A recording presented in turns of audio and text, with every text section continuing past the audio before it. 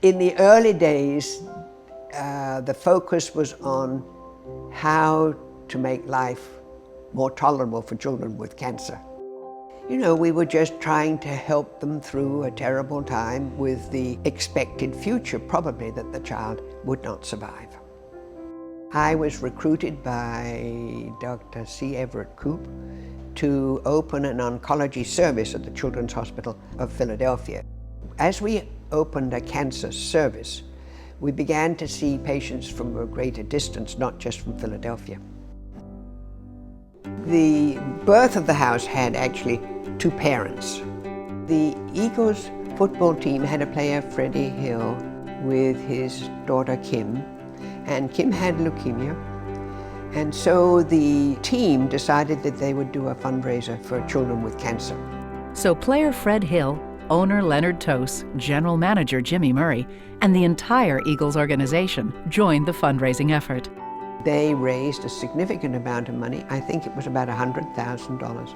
Jimmy Murray tells the story of this lady who comes to accept a check for $100,000 that then says to him, "What I really need is money for a house near the hospital." And so he said, "Can you imagine any person accepting $100,000 and says she still needs $32,000 for a house?" So he thought, how could he find the $32,000? And at the same time, they were advertising McDonald's Shamrock Shakes, and they were using a player as the advertising center.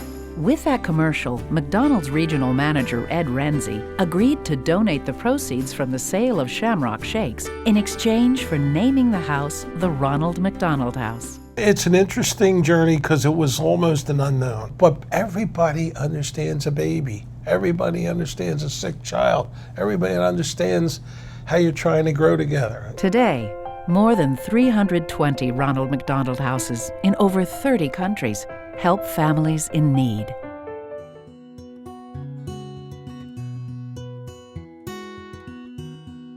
We're just really, really thankful that RMHC has grown the way it is to provide all the things that a family needs. This is bricks and mortars.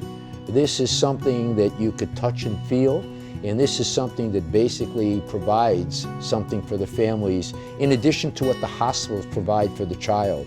This is basically directing its energies and efforts to the entire family. And it's, the impact has been far beyond, I think, even McDonald's Corporation could even imagine when it started. I went to the 30th anniversary of the New York house, and the doctor from Sloan Kettering, he got up and he said, "Let me tell you something, when this house opened," he said 5% of the kids made it. Now 70-some% are cured. The program started small with just the basic needs of a place to stay and where to have breakfast. But as they grew, they became more interested in family-centered care. And everybody agrees that if you have a sick child, it affects the whole family. You try and provide for all aspects of a family with a sick child. So it relieves the anxiety of the parent. The birth of the Ronald McDonald houses has added an extraordinary dimension to the overall care or the total care of children with any serious disease. Oh, it makes me feel wonderful. What a wonderful thing to be able to look back on.